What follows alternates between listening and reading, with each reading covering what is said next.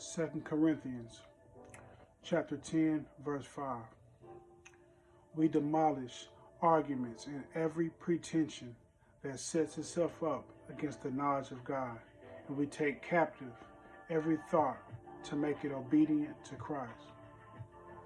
You know, it's very important that we remember that the Word of God is trustworthy, and that means all of it, not just parts of it, not just the parts that we like, but all the way from the beginning to the end, all the way starting at the beginning when the Bible tells us that in the beginning, God created the heavens and the earth. Not matter, not a fluctuation of space, but God himself made time, space, and matter all together in the beginning. It's important that we remember this.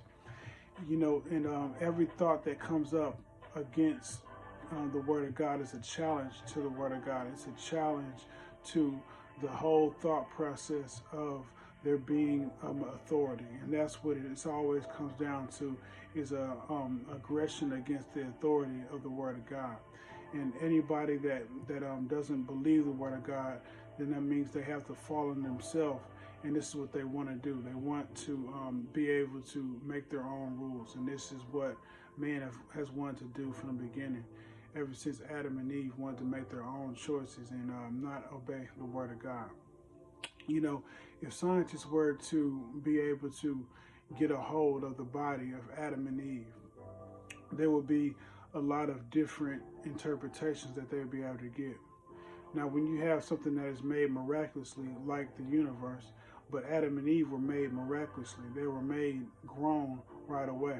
So if scientists were able to get a hold of Adam and Eve, they would have two different kind of views of what they would see. Some would see that Adam and Eve were tall and seemed to be grown. So by these tests, they would say that they had to be, adults. They had to have lived for, at least, 20 or 30 years. Then there would be other tests they could do, like maybe seeing the wear and tear of the teeth, or seeing the cholesterol levels, or different wear and tear on the feet, and they would say, wow, and when we look at these things, we see that they actually look as if they were, newborn babies, because there wouldn't be the wear in the teeth, and there wouldn't be the wear in the bottom of the feet, and these type of things, or the cholesterol. So you get mixed views of the age of these people by looking at them, because they were made miraculously. And it's the same thing we get with the earth.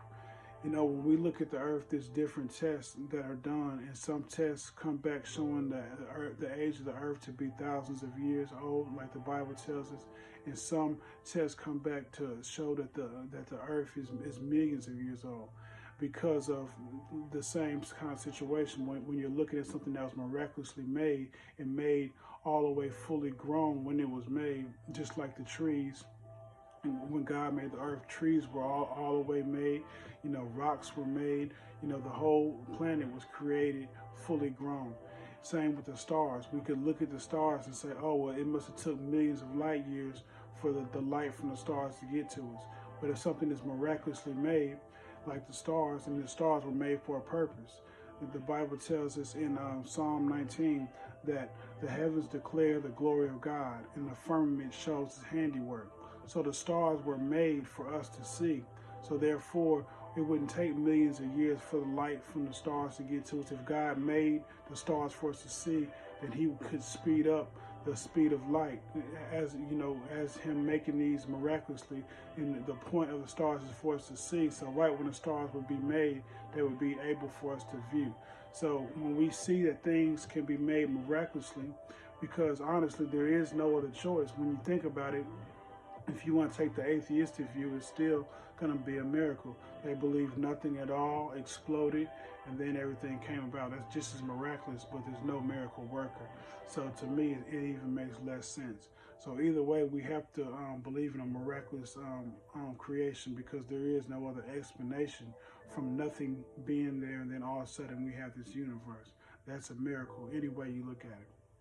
So it's important that we remember that all through the Bible, Jesus did miracles also. He made fish and bread.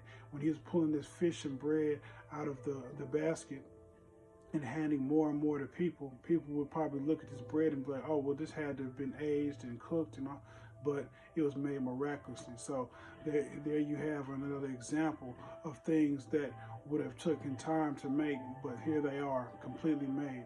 Same with the when Jesus was being taken from the Garden of Gethsemane, the Roman soldier's ear was cut off, or it was cut either way, and Jesus healed it. And once again, this healing would take time, whether it was cut off and it was healed, and he gave him a new one, or whether the cut itself just had to be healed. Either way, this would take time, but it was able to be done all the way in one instant. And that's the same way that this universe has been created. So we have to remember that anything that tells us different than the Bible is an attack on the authority of God. And once you attack the authority of God and what he says in creation, you're also attacking what he says morally. And this is why so many people nowadays don't want to accept the Bible.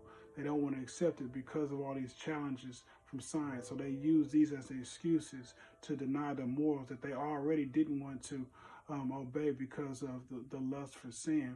But now they have what they believe is an intellectual reason to deny. And this just leads to more and more people joining this side, believing that they have an intellectual reason for, neglecting God. And the Bible tells us that truly, we all know through creation that there is a God. We all know through looking that, this stuff doesn't come from nothing. Things have to be created. And so it's just important for us to remember what the agenda is for those who try to come against the word of God. And we are to take captive every thought and make it obedient to Christ. Something to think about. Do take good care of yourself.